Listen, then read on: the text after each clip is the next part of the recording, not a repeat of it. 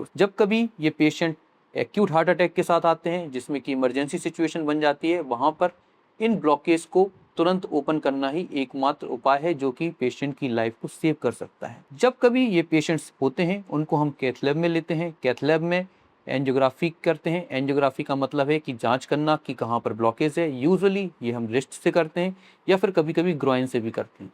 Usually एक छोटा सा छेद होता है, कोई बड़ा कट नहीं लगाते हैं, पेशेंट होश में होता है और उसके बाद हम कैथेटर डालते हैं। कैथेटर से हम डाई देते हैं और यूजुअली हम लाइव एक्सरे पर देखते रहते हैं जिसके दौरान हमें पता चलता है कि ब्लॉकेज कहाँ है। इसके बाद उस ब्लॉकेज को हमें ओपन करने की ज़रूरत पड़ सकती है। ये ज़रूरत हमें 3 कंडीशन में पड़ती है। वो कंडीशन जहाँ पर पेशेंट को दवाइयाँ काम नहीं कर रही हैं, जिसमें पेशेंट दवाइयाँ ले रहा है उसके बावजूद पेशेंट को सिम्टम्स हो रहे हैं, या फिर वो पेशेंट जिनको ऐसी जगह पर ब्लॉकेज है जिसकी वजह से लाइफ की रिस्क हो सकती है। और third condition heart attack. Heart attack एक ऐसी सिचुएशन है जहां पर पेशेंट की आर्टरीज को ब्लॉकेज को इमीडिएटली ओपन करना जरूरी होता है।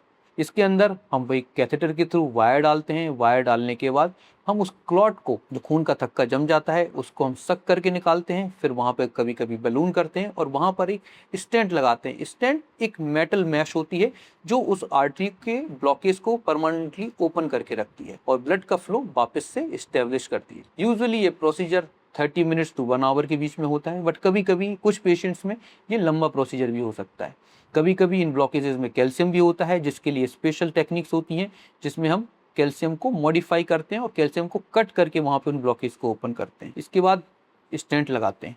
यूजुअली ये पेशेंट्स 4 से 6 घंटे के बाद हम इनको वॉक करा देते हैं और 24 टू 48 आवर्स के बाद ये पेशेंट वापस अपनी ज़िंदगी में लौट जाते हैं और वापस अपने काम पे स्टार्ट कर सकते हैं। This is a different strategy. It's not a surgery, it's a procedure. Because patient का कोई कट ओपन नहीं हो रहा है, कोई चेस्ट ओपन नहीं हो रहा है, कोई बड़ा कट नहीं लग रहा है, कोई जनरल एनेस्थीसिया नहीं दे रहे हैं, कोई बेहोश नहीं कर रहे हैं और पेशेंट पूरे प्रोसीजर के दौरान होश में ही रहता है।